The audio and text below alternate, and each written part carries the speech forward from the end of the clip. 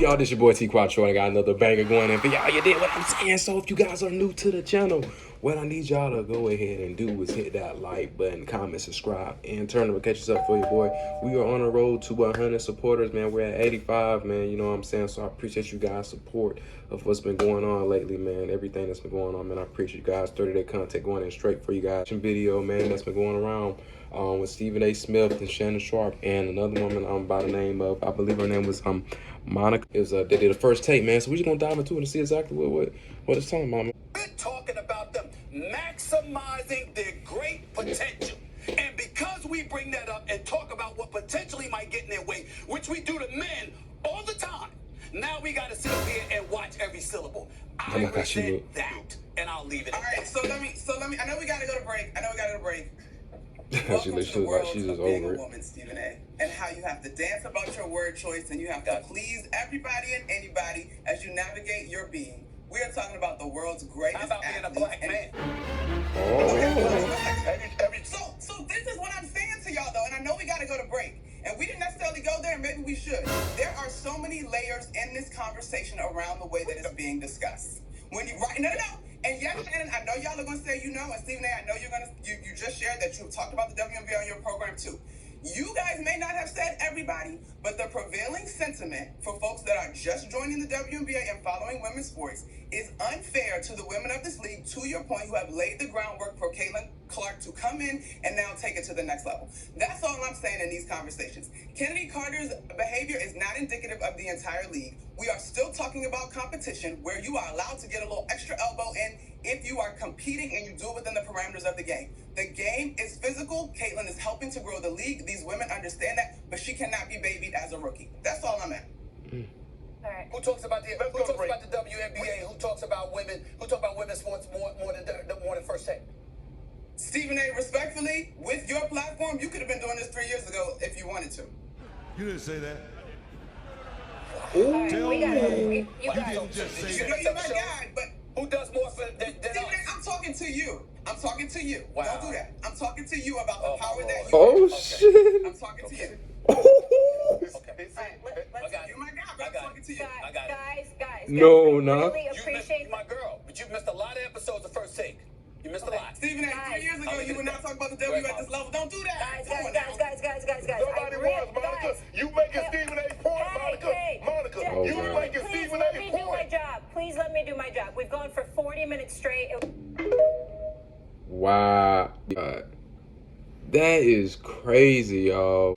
Man, my whole response to that, bro, honestly, in the situation, it's a situation going on with Caitlin Clark and, of course, the casting girl that was talking about. If you guys didn't watch the WNBA game, it was the Indiana Fevers going against Chicago Skyhawks. Caitlin Clark, first matchup with Angela Reese. Caitlin Clark actually got, fouled by the casting woman or whatnot. So it's been a lot of controversy in regards to Caitlin Clark becoming, in the WNBA, which I'm not gonna lie, it's kind of makes one thing I can say that's beneficial. Caitlin Clark has actually drawn a lot more attention to the WNBA. They're getting a lot more exposure because the WNBA, don't get me wrong, has always been they had different players and calibers Maya Moore, Brittany Garner, Lisa Lopez. It's so many different different WNBA players that made an impact. But with Caitlin Clark and Angela Reese, that whole 2020 class is a very dynamic class, you know what I'm saying? And I really feel like with Caitlin Clark and Angela Reese, they really put a lot of light on the WNBA now. A lot of people are starting to really pay attention to the WNBA a little bit more. I can commend them from doing that as rookies. They've actually done changed the WNBA now, you know what I mean? But do I feel like, right is right, is wrong is wrong, you know what I mean? WNBA is a very competitive sport, you know what I'm saying? So sometimes, a lot of people act out of, competition and emotions too also. So the end point, I understand exactly what Monica Mcnutt was talking about. But also with Stephen A. Smith, man, he was saying something else that really didn't have to really do too much of anything about what she was stating about. I know when she's what about being, a black man? which, you know, it kind of, that conversation went from right to left whenever race actually was involved in. You know, we're talking about the WNBA and he's sitting there talking about race. And really, I disagree with on that one, you know.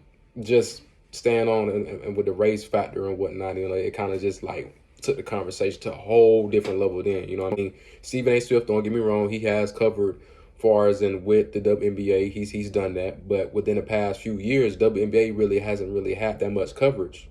But now the fact that Caitlin Clark and Angela Reese and other WNBA players or other rookies that came from college and transitioning, now the WNBA is actually on notice now. A lot of people are starting to come to the games more.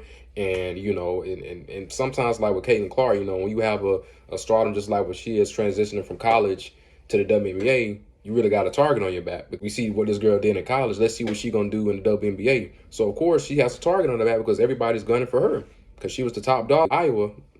So now it's like a, you know, like what's next? You know what I mean? But it's very interesting, man. That conversation just like, you know, because when you think of the WNBA, like, you know, the NBA, you know, you have like this, the men's league and everything. So the WNBA doesn't really have too much foreshadowing or more so not really too much spotlight compared to the NBA. But now, potentially, you know, at the rate that WNBA is going, to be honest, they're going to be like right up there with the men's in the NBA. They're going to be like right here side by side each other in the next couple of years. Like, because now the WNBA is starting to get a lot more talent, a lot more people starting to pay attention to the games, the players.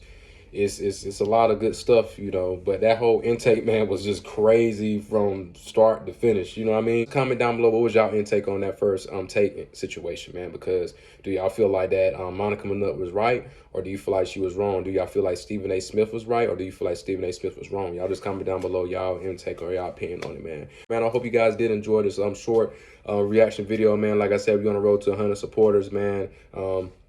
You know what I mean? We got literally, if I'm not mistaken, like 3 more days left of the 30-day content, man. So I appreciate you guys' support for everything that's been going on, man. You know, and then, you know, I'm still going to drop videos for y'all, man. I hope you guys did enjoy it. And as always, I will see you in the next video.